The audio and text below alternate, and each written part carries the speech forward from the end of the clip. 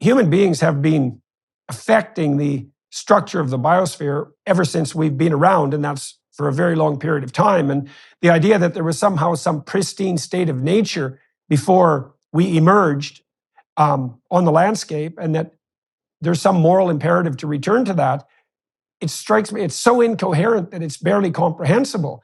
And there is something like a hatred for humanity, as far as I can tell, that's lurking underneath this. Hatred for humanity, certainly a hatred for industrialization. And those actually turn out to be the same thing. I mean, one of the things that's really struck me as incomprehensible over the last few years is that, especially on the left, is that you have these joint claims being put forward simultaneously on the left. And one is that we're radically pro-environmental, and we're also the philosophical doctrine that is standing up for the poor and oppressed. And I think, okay, well, what happens when those two things are pitted against each other? And when are they pitted? Well, they're pitted when it comes to discussions about cheap energy, because it's clearly the case, and you outline this in your book quite nicely, that the most effective way of remediating absolute poverty, so lifting people out of the privation that's associated at least with lack of education, but also with starvation itself, is to provide them with cheap energy. Because as you pointed out, there's no difference between energy and work, and there's no difference between work and productivity. There's no difference between productivity and the eradication of poverty.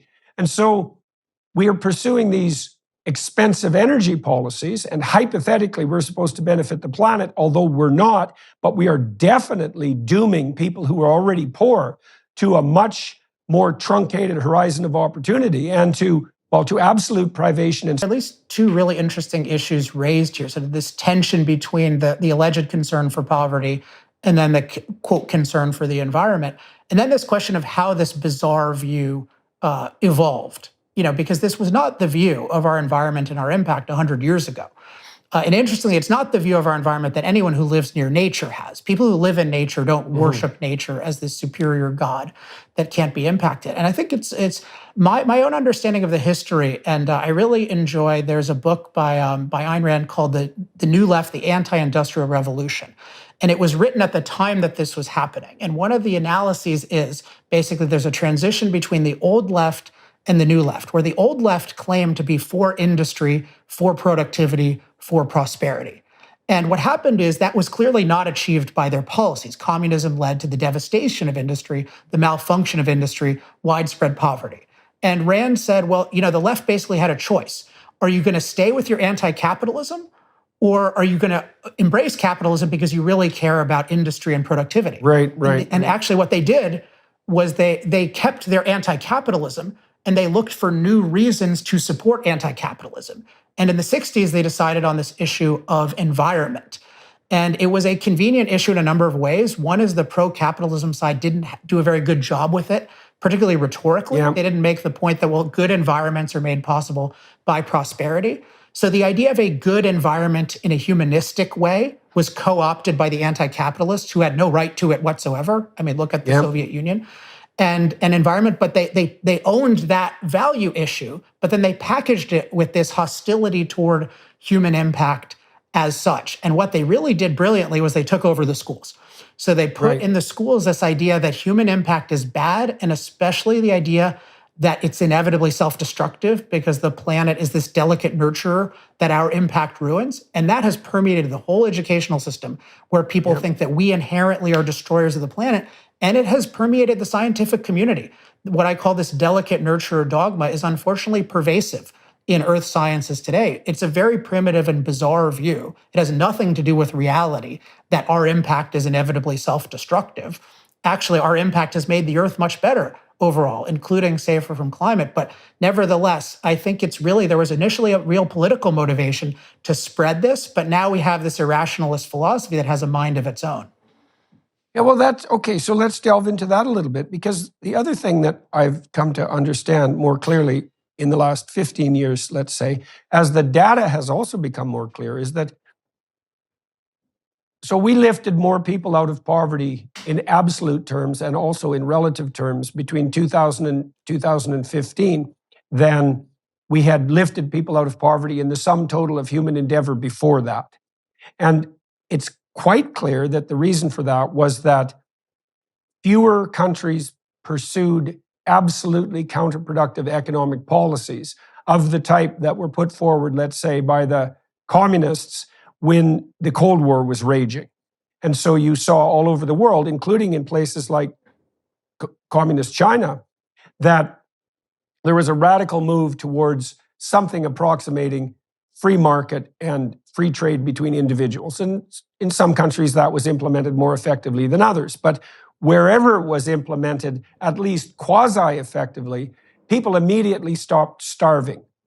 And so, and I'm trying to make a case in relationship to the anti-capitalism. So let's say that you are a genuine classic leftist and you are actually concerned with the poor, especially remediation of absolute poverty, and you're looking at the data and you see that after the Soviet Union collapsed and there were fewer countries turning to communist dogma to formulate their economic policies and more countries started to participate in the broad free market, that we drove poverty down to its lowest level in absolute numbers or in relative numbers, certainly, than we'd ever seen before in history. And so then again, we're back to the same issue.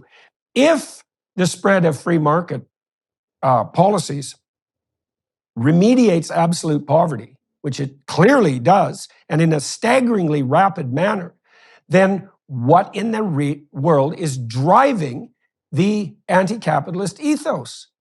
You know, you said that there's this underlying metaphor of nature as something like fragile virgin, right? Continually, rendered susceptible to our raping and pillaging. So there's a weird metaphor lurking at the bottom of all that. But given the overwhelming data that something approximating free market frees people from absolute poverty, and then conjoining that with the observation that richer people actually care more about the environment, you're left again with this question of what in the world is motivating this. There's some deep hatred. It's like a deep hatred for humanity itself, but even at the expense of the planet.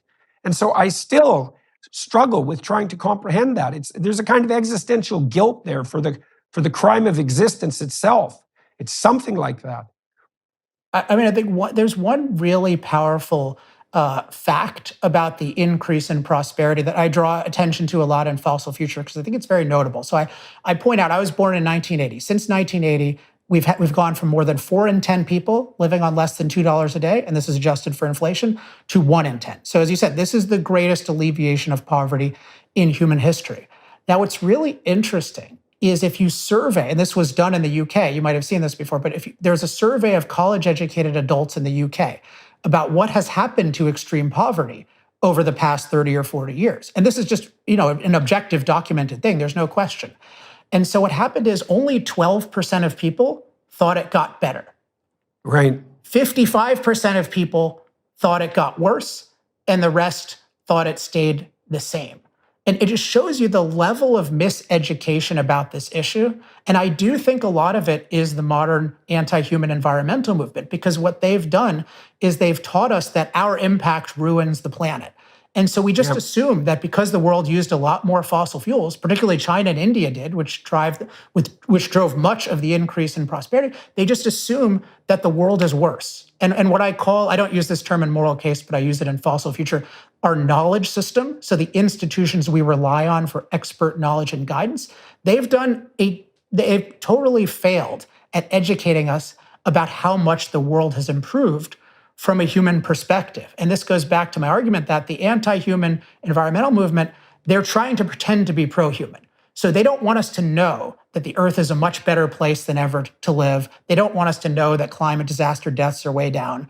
They don't want us to know about the decline in extreme poverty because it totally challenges their narrative that impact in general and fossil fuels in particular are bad. And if we recognized how vital fossil fuels are, then we would be really afraid of these proposals to get rid of fossil fuels in the next 27 years in a world that needs far more energy. And unfortunately, we're starting to realize this involuntarily because these policies just implemented 1%, these anti-fossil fuel policies, just implemented a 1% success rate in the anti-fossil fuel movement's view, have already